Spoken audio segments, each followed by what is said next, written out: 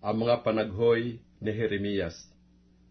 Ang mga panaghoy, kabanatang 1. Ano't nakaupong mag-isa ang bayan na puno ng mga tao? Siya'y naging parang isang bao na naging dakila sa gitna ng mga bansa. Siya na naging prinsesa sa gitna ng mga lalawigan ay naging mamumuwis. Siya'y umiiyak na lubha sa gabi, at ang mga luha niya ay dumadaloy sa kanyang mga pisngi. Sa lahat ng mga mangingibig sa kanya ay walang umaliw sa kanya. Ginawan siya ng kataksilan ng lahat ng kanyang mga kaibigan. Sila'y naging kaniyang mga kaaway. Ang Huda ay pumasok sa pagkabihag dahil sa pagdadalamhati at sa kabigatan ng paglilingkod. Siya'y tumatahan sa gitna ng mga bansa. Siya'y walang masumpungang kapahingahan. Pinabot siya ng lahat ng mga habol sa kanya sa mga gipit. Ang mga daan ng Siyon ay nangagluluksa, sapagkat walang pumaparoon sa takdang kapulungan. Lahat niyang pintuang bayan ay giba. Ang mga saserdote niya'y nangagbubuntong hininga. Ang mga dalaga niya ay nangagdadalamhati, at siya'y nasa kahapisan. Ang kanyang mga kalaban ay naging pangulo. Ang kanyang mga kaaway ay nagsisiginhawa, sapagkat pinagdadalamhati siya ng Panginoon dahil sa karamihan ng kanyang mga pagsalansang. Ang kanyang mga batang anak ay pumasok sa pagkabihag sa harap ng kalaban, at nawala ang buong kamahalan ng anak na babae ng Siyon. Ang kanyang mga prinsipe ay naging parang mga usa na hindi makasumpong ng pastulan, at nagsiyaong walang lakas sa harap ng mga habol. Naalaala ng Jerusalem sa kaarawan ng kanyang pagdadalamhati at ng kanyang mga karalitaan ang lahat niyang naging maligayang bagay na mga kaarawan ng una. Nang mahulog ang kanyang bayan sa kamay ng kalaban, at walang sumaklolo sa kanya. Nakita siya ng mga kalaban, tinuyan nila ang kaniyang mga pagkasira. Ang Jerusalem ay lubhang nagkasala, kaya't siya'y naging parang maraming bagay. Lahat na nangagparangal sa kanya ay umahamak sa kanya, sapagkat kanilang nakita ang kaniyang kahubaran. Oo, siya'y nagbubuntong hininga at tumatalikod. Ang kanyang karumihan ay nasa kanyang mga laylayan. Hindi niya naalaala ang kanyang huling wakas, kaya't siya'y nababa ng katakataka. Siya'y walang mga aliw. Masdan mo, O Panginoon, ang aking pagdadalamhati, sapagkat ang kaaway ay nagmalaki. Iginawad ng kalaban ang kaniyang kamay sa lahat niyang maligayang bagay, sapagkat nakita niya na ang mga bansa ay pumasok sa kaniyang santuaryo. Yaong mga inutusan mo na huwag magsipasok sa iyong kapisanan. Buong bayan niya ay nagbubuntong hininga. Sila'y nagsisihanap ng tinapay. Ibinigay nila ang kanilang mga maligayang bagay na kapalit ng pagkain upang pagginawahin ang kaluluwa. Iyong tingnan, O Panginoon, at masdan mo, sapagkat ako'y naging hamak. Wala bagang anuman sa iyo, sa inyong lahat na nagsisipagdaan? Inyong masdan at inyong tingnan kung may anumang kapanglawan na gaya ng aking kapanglawan na nagawa sa akin, na idinadalamhati sa akin ng Panginoon sa kaarawan ng kaniyang mabangis na galit. Mula sa itaas ay nagsugo siya ng apoy sa aking mga buto, at mga pinananaigan. Kanyang ipinaglaglag ng silo ang aking mga paa. Kanyang ibinalik ako. Kanyang ipinahamang ako at pinapanglupaypay buong araw. Pamatok ng aking mga pagsalansang ay hinigpit ng kanyang kamay. Mga nagkakalakip-lakip nagsiabot sa aking lieg. Kanyang pinanglupaypay ang aking kalakasan. Ibinigay ako ng Panginoon sa kanilang mga kamay, laban sa mga hindi ko matatayuan. Iniuwi ng Panginoon sa wala ang lahat na aking mga makapangyarihang lalaki sa gitna ko. Siya ay tumawag ng isang takdang kapulungan laban sa akin upang pagwaray-warayin ang aking mga binata. Niyapakan ng Panginoon na parang pisaan ng ubas ang anak na dalaga ng Huda. Dahil sa mga bagay na ito ay umiiyak ako. Ang mata ko ay dinadaluyan ng luha, sapagkat ang mga aliw na marapat magpaginhawa ng aking kaluluwa ay malayo sa akin. Ang mga anak ko ay napahamak, sapagkat nanaig ang kaaway. Iginawad ng Siyon ang kanyang mga kamay, walang umaliw sa kanya. Nagutos ang Panginoon tungkol sa Jacob na silang nangasa palibot niya ay magiging kaniyang mga kalaban. Ang Jerusalem ay parang maraming bagay sa gitna nila. Ang Panginoon ay matuwid, sapagkat ako'y nanghimagsik laban sa kanyang utos. Inyong pakinggan, isinasamo ko sa inyo, ninyong lahat na bayan at inyong masdan ang aking kapanglawan. Ang aking mga dalaga at ang aking mga binata ay pumasok sa pagkabihag. Aking tinawagan ang mga mangingibig sa akin, ngunit ako'y dinaya nila. Nalagot ang hininga ng aking mga saserdote at ng aking mga matanda sa bayan. Habang nagsisihanap sila ng pagkain upang paginawahin ang kanilang kaluluwa. Masdan mo, O Panginoon, sapagkat ako'y nasa kapanglawan. Ang aking puso ay namamanglaw. Ang aking puso ay nagugulumihanan, sapagkat ako'y lubhang ng himagsik. Sa labas ay tabak ang lumalansag, sa loob ay may parang kamatayan. Nabalitaan nila na ako'y nagbuntong hininga. Walang umaliw sa akin. Lahat ng aking mga kaaway ay nangakarinig ng aking kabagabagan. Sila'y nangatuwa na iyong ginawa. Iyong pararatingin ang araw na iyong itinanyag, at sila'y magiging gaya ko. Magsidating nawa ang lahat nilang kasamaan sa harap mo, at gawin mo sa kanila ang gaya ng ginawa mo sa akin dahil sa lahat kong mga pagsalansang. Sapagkat ang aking mga buntong hininga ay marami, at ang aking puso ay nanglulupaypay.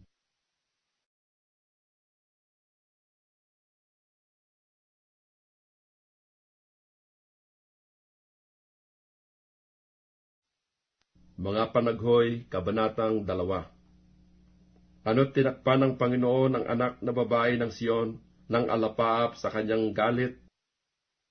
Kaniyang inihagis mula sa langit hanggang sa lupa ang kagandahan ng Israel, at hindi inaalaala ang kaniyang tuntungan ng paa sa kaarawan ng kanyang galit. Nilamon ng Panginoon ang lahat na tahanan ng Jacob, at siya'y hindi naawa. Kanyang ibinagsak sa kanyang puot ang mga katibayan ng anak na babae ng Huda. Kanyang inilugmok ang mga yaon sa lupa. Kanyang ipinahamak ang kaharian at ang mga prinsipe niyaon. Kanyang inihiwalay sa pamagitan ng mabangis na galit ang buong sungay ng Israel. Kanyang iniurong ang kanyang kanang kamay sa harap ng kaaway. at kanyang sinilaban ang Jacob na parang maalab na apoy na namumugnaw sa palibot. Kanyang iniakma ang kanyang busog na parang kaaway, kanyang niamba ang kanyang kanan na parang kalaban, at pinatay ang lahat na maligaya sa mata. Sa tolda ng anak na babae ng Sion ay kanyang ibinuhos ang kanyang kapusukan na parang apoy. Ang Panginoon ay naging parang kaaway.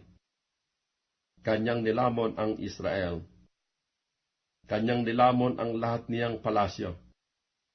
Kanyang iginiba ang kaniyang mga katibayan. At kaniyang pinarami sa anak na babae ng Huda ang panangis at panaghoy.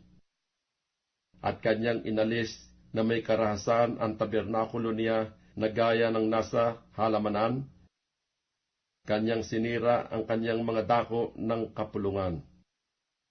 Ipinalimot ng Panginoon ang takdang kapulungan at sabat sa Sion, at hinamak sa pag-iinit ng kanyang galit ang hari at ang saserdote. Iniwasak ng Panginoon ang kanyang dambana. Kanyang kinayamutan ang kanyang santuaryo. Kanyang ibinigay sa kamay ng kaaway ang mga pader ng kanyang mga palasyo. Sila'y nangag-ingay sa bahay ng Panginoon na parang kaarawan ng takdang kapulungan. Ipinasya ng Panginoon na gibain ang kuta ng anak na babae ng Sion. Kanyang iniladlad ang lubid. Hindi niya iniurong ang kanyang kamay sa pagiba.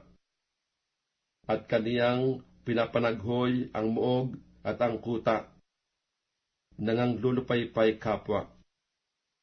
Ang kaniyang mga pintuang bayan ay nangabaon sa lupa. Kaniyang giniba at nasira ang kaniyang mga halang. Ang kaniyang hari at ang kaniyang mga prinsipe ay nangasa gitna ng mga bansa na hindi kinaroroonan ng kautusan. Oo, ang kaniyang mga propeta ay hindi nangakasusumpong ng pangitaing mula sa Panginoon. Ang mga matanda ng anak na babae ng Sion ay nangauupo sa lupa. Sila'y nagsisitahimik. Sila'y nangagsabog ng alabok sa kanilang mga ulo. Sila'y nangagbigkis ng kayong magaspang. Itinungo ng mga dalaga sa Jerusalem ang kanilang mga ulo sa lupa. Pinangangalumata ng mga luha ang aking mga mata. Namamanglaw ang aking puso. Ako'y lubhang nahahapis dahil sa pagkapahamak ng anak na babae ng aking bayan. Dahil sa mga bata at ang mga pasusuhin ay nangaglulupaypay sa mga lansangan ng bayan. Kanilang sinasabi sa kanilang mga ina, saan nandoon ang trigo at alak, pagka sila'y nanganglulupaypay na parang sugatan sa mga lansangan sa bayan. Pagka ang kanilang kaluluwa ay nanglulupaypay sa kandungan ng kanilang mga ina. Ano ang aking patutuhanan sa iyo? Sa ano kita iwawangis, o anak na babae ng Jerusalem? Ano ang ihahalintulad ko sa iyo upang maaliw kita, o anak na dalaga ng Sion? Sapagkat ang iyong sira ay malaking parang dagat. Sino makapagpapagaling sa iyo? Ang iyong mga propeta ay nakakita para sa iyo ng mga pangitain na walang kabuluhan at kamangmangan. At hindi nila inilitaw ang iyong kasamaan upang bawiin ang iyong pagkabihag, kundi nakarinig para sa iyo ng mga hulang walang kabuluhan at mga kadahilanan ng pagkatapon. Lahat na nagdaraan ay ipinapalakpak ang kanilang kamay sa iyo. Sila'y nagsisisutsut at iginagalaw ang kanilang ulo sa anak na babae ng Jerusalem na sinasabi, ito baga ang bayan na tinatawag ng mga tao ang kasakdalan ng kagandahan, ang kagalakan ng buong lupa? Ibinukang maluwang ng lahat mong kaaway ang kanilang bibig laban sa iyo. Sila'y nagsisisutsot at nagsisipangalit ng ngipin. Kanilang sinasabi, aming nilamon siya. Tunay na ito ang kaarawan na aming hinihintay. Aming nasumpungan, aming nakita. Ginawa ng Panginoon ang kanyang ipinasya. Kanyang tinupad ang kanyang salita na kanyang iniutos ng mga kaarawan ng una. Kanyang ibinagsak at hindi naawa, at kanyang pinapagkatuwa sa iyo ang kaaway. Kanyang pinataas ang sungay ng iyong mga kalaban. Ang kanilang puso ay nagsisidaing sa Panginoon. O kuta ng anak na babae ng Siyon, dumaloy ang mga luha na parang ilog araw at gabi. Huwag kang magpahinga.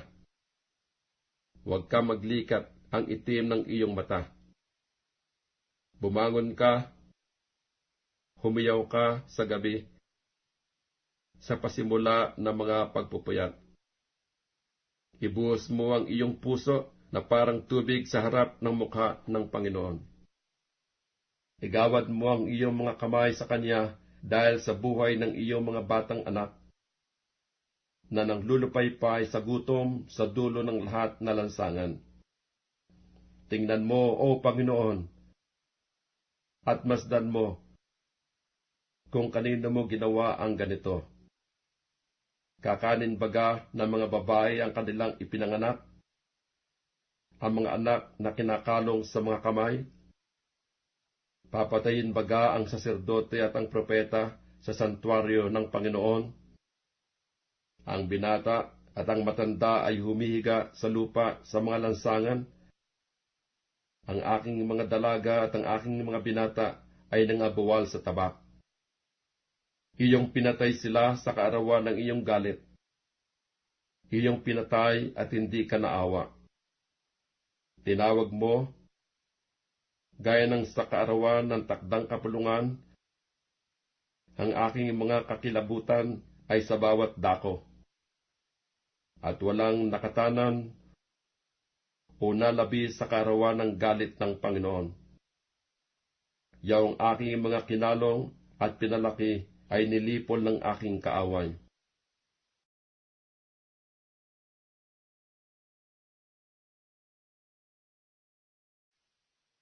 Mga Panaghoy, Kabanatang 3. Ako ang tao na nakakita ng pagdadalamhati sa pamalo ng iyong puot. Ako'y kaniyang pinatnubayan at pinalakad sa kadiliman, at hindi sa liwanag. Tunay na laban sa akin ay kaniyang iginalaw ang kanyang kamay na mulit-muli buong araw. Ang aking laman at aking balat ay pinatanda niya. Kaniyang binali ang aking mga buto.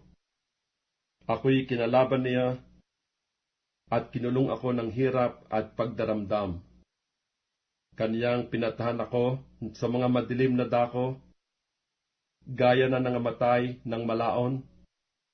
Kaniyang binakuran ako na lupat ako'y hindi makalabas. Kaniyang pinabigat ang aking tanikala. Oo, pagka ako'y dumadaing at humihinging tulong, kaniyang pinagsasarhan ang aking daing. Kaniyang binakuran ng aking mga daan ng tinabas na bato. Kaniyang iniliko ang aking mga landas. Siya ay parang oso na nag-aabang sa akin, parang leon sa mga kubling dako. Kaniyang iniligaw ang aking mga lakad, at ako'y pinagwaray-waray niya. Kaniyang pinahamak ako. Kaniyang iniakma ang kanyang busog, at ginawa kong pinakatanda sa pana. Ang mga pana ng kaniyang lalagyan ng pana ay kaniyang isinaksak sa aking mga bato ng katawan. Ako'y naging kakutyaan sa aking buong bayan, at kanilang awit buong araw. Kaniyang pinuspos ako ng kapanglawan, kaniyang sinuya ako ng ahenho. Kanya namang biningot ang aking mga ngipin na mga maliliit na graba. Kanyang tinabunan ako ng mga abo. At iyong inilayo ang aking kaluluwa sa kapayapaan. Ako'y nakalimot ng kaginawahan. At aking sinabi, ang lakas ko'y nawala at ang aking pag-asa sa Panginoon. Alalahanin mo ang aking pagdadalamhati at ang aking karalitaan, ang ahenho at ng apdo. Ang kaluluwa ko'y naaalaala pa nila at napangumbaba sa loob ko. Ito ang ginugunita ko sa aking pag-iisip, kaya't may pag-asa ako. Sa mga kaawaan nga ng Panginoon ay hindi tayo nalipol, sapagkat ang kanyang mga habag ay hindi nauubos. Ang mga yao'y bago tuwing umaga, dakila ang iyong pagtatapat. Ang Panginoon ay aking bahagi, sabi ng aking kaluluwa, kahit ako'y aasa sa Kanya. Ang Panginoon ay mabuti sa kanya na nangaghihintay sa Kanya, sa kaluluwa na umahanap sa Kanya. Mabuti nga na ang tao ay umasa at maghintay na tahimik sa pagliligtas ng Panginoon. Mabuti nga sa tao na magpasan ng pamatok sa kanyang kabataan. Maupo siyang mag-isa at tumahimik, sapagkat kanyang iniatang sa Kanya. Sumubsob siya sa alabok, kung gayoy magkakaroon siya ng pag-asa. Ibigay niya ang kanyang pisngi sa sumasakit sa kanya. Mapuspos siya ng kadustaan. Sapagkat ang Panginoon ay hindi magtatakwil magpakilanman. Sapagkat bagaman siya'y nagpapapanglaw, gayon may magpapakita siya ng habag ayon sa kasaganaan ng kanyang mga kaawaan. Sapagkat siya'y hindi kusang dumadalamhati o nagpapapanglaw man sa mga anak ng mga tao. Nayapakan sa ilalim ng paa ang lahat ng bihag sa lupa. Nailiko ang matuwid ng tao sa harap ng mukha ng kataas-taasan. Nailigaw ang tao sa kanyang usap. Hindi kinalulugdan ng Panginoon. Sino siya na nagsasabi at nangyayari? Kung hindi iniuutos ng Panginoon, hindi baga sa bibig ng kataas-taasan nanggagaling ang masama't mabuti? Bakit dumadaing ang taong may buhay, ang tao dahil sa parusa sa kanyang mga kasalanan? Ating usisain at suriin ang ating mga lakad at manumbalik sa Panginoon. Igawad natin ang ating puso, sangpo ng ating mga kamay sa Diyos sa langit. Kami ay sumalangsang at nanghimagsik. Ikaw ay hindi nagpatawad. Tinakpan mo ang iyong sarili ng galit at hinabol mo kami. Ikaw ay pumatay. Ikaw ay hindi naawa. Tinakpan mo ang iyong sarili ng alapaap, na anupat hindi makadaan ang anumang panalangin. Iyong ginawa kaming parang tapon at dumi sa gitna ng mga bayan. Ibinukang maluwang ng lahat naming kaaway ang kanilang bibig laban sa amin. Takot at ang hukay ay dumating sa amin, ang pagkasira at pagkagiba. Ang mata ko'y dumadaloy ng mga ilog ng tubig, dahil sa pagkapahamak ng anak na babae ng aking bayan. Ang mata ko'y dinadaluyan at hindi naglilikat, na walang pagitan, hanggang sa ang Panginoon ay tumungo at tumingin mula sa langit. Kinikilos ng aking mata ang aking kaluluwa dahil sa lahat ng anak na babae ng aking bayan. Luba nila akong hinahabol na parang ibon, na mga kaaway kong walang kadahilanan. Kanilang pinaikli ang aking buhay sa bilangguan at hinagis ako ng bato. Tubig ay nagsisihuho sa aking ulo. Aking sinabi, ako'y nahiwalay. Ako'y tumawag sa iyong pangalan, O Panginoon, mula sa kabababaang hukay.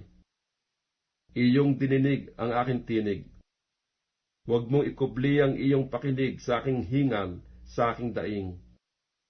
Ikaw ay lumapit sa araw na ako'y tumawag sa iyo. Iyong sinabi, huwag kang matakot. O Panginoon, iyong ipinagsanggalang ang mga usap ng aking kaluluwa.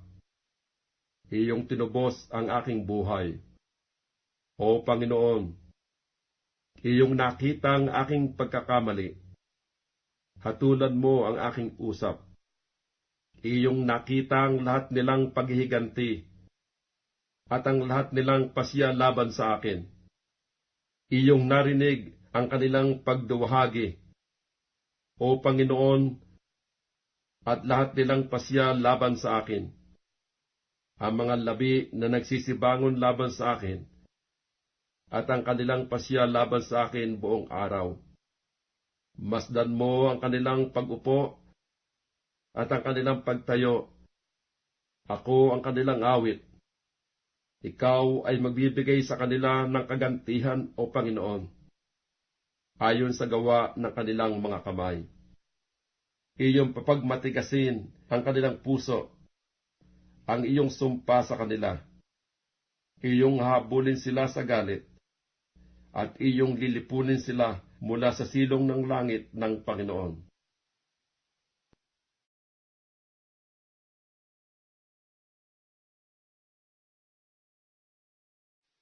Mga Panaghoy, Kabanatang 4. Ano't ang ginto ay naging malabo, ano't ang pinakadalisay na ginto ay nagbago.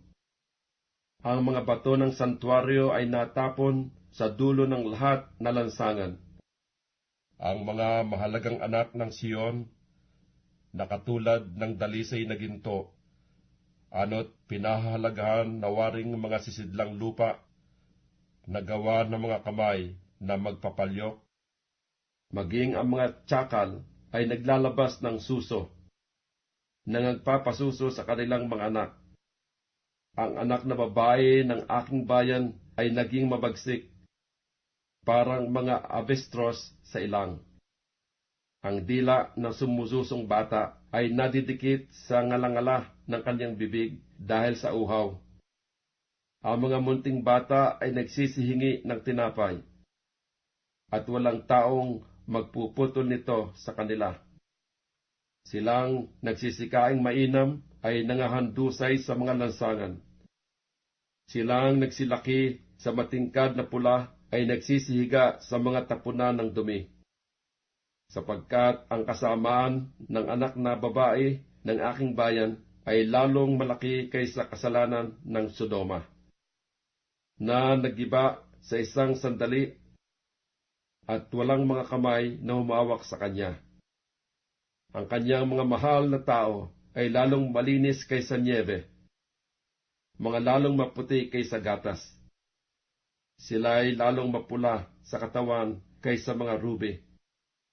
Ang kanilang kinis ay parang safiro. Ang kanilang anyo ay lalong maitim kaysa uling. Sila hindi makikilala sa mga lansangan. Ang kanilang balat ay naninikit sa kanilang mga buto, natutuyo, nagiging parang tungkod. Silang napatay ng tabak ay maigi kaysa kanila na napatay ng gutom, sapagkat ang mga ito ay nagsisihapay na napapalagpasan dahil sa pangangailangan ng mga bunga sa parang. Ang mga kamay ng mahabaging babae ay nangagluto ng kanilang sariling mga anak, mga naging kanilang pagkain sa pagkapahamak ng anak na babae ng aking bayan. Ginanap ng Panginoon ang kanyang kapusukan, kaniyang ibinugso ang kaniyang mabangis na galit. At siya ay nagpaalab ng apoy sa Siyon, na pumugnaw ng mga patibayan niyaon. Ang mga hari sa lupa ay hindi nanganiwala, o ang lahat mang nananahan sa sanglibutan, na ang kaaway at kalaban ay papasok sa mga pintuang bayan ng Jerusalem. dahil nga sa mga kasalanan ng kanyang mga propeta at sa mga kasamaan ng kanyang mga saserdote, na nagbubo ng dugo ng mga ganap sa gitna niya. Sila'y nagsisikapa sa mga lansangan na para mga bulag.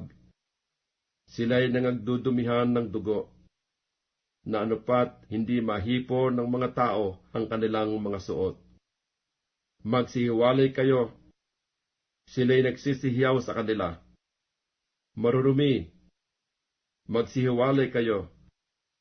Magsihiwalay kayo. Huwag ninyong hipuin. Nang sila'y magsitakas at magsilaboy ay sinabi ng mga tao sa gitna ng mga bansa, hindi na sila nangingibang bayan pa rito. Pinangalat sila ng galit ng Panginoon. Sila'y hindi na niya lilingapin pa. Hindi nila iginagalang ang mga pagkatao ng mga saserdote. Hindi nila pinakukundanganan ang mga matanda. Ang mga mata ay nangangalumata dahil sa aming paghihintay ng walang kabuluhang tulong. Sa aming paghihintay ay nangaghihintay kami sa isang bansa na hindi makapagliligtas. Kanilang inaabangan ang aming mga hakbang upang huwag kaming makayaon sa aming mga lansangan. Ang aming wakas ay malapit na. Ang aming mga karawan ay nangaganap, sapagkat ang aming wakas ay dumating. Ang mga habol sa amin ay lalong maliliksi kaysa mga agila sa himpapawid. Kanilang hinabol kami sa mga bundok. Kanilang binakayan kami sa ilang. Ang hinga ng aming mga butas ng ilong, ang pinahira ng Panginoon ay nahuli sa kanilang mga hukay, na siya naming pinagsasabihan, sa kaniyang mga lilim ay mabubuhay kami sa mga bansa. Ikaw ay magalak at matuwa, o anak na babae ng Edom, na tumatahan sa lupain ng Uz. Ang saro ay darating din sa iyo. Ikaw ay malalango at magpapakahubad. Ang parusa sa iyong kasamaan ay naganap, o anak na babae ng Sion. Hindi ka na niya dadalhin pa sa pagkabihag. Kaniyang dadalawin ng iyong kasamaan, o anak na babae ng Edom. Kanyang ililitaw ang iyong mga kasalanan.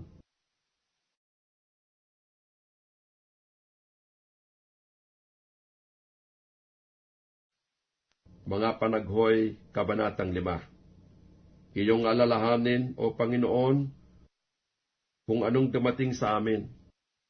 Iyong masdan at tingnan ang aming pagkadusta.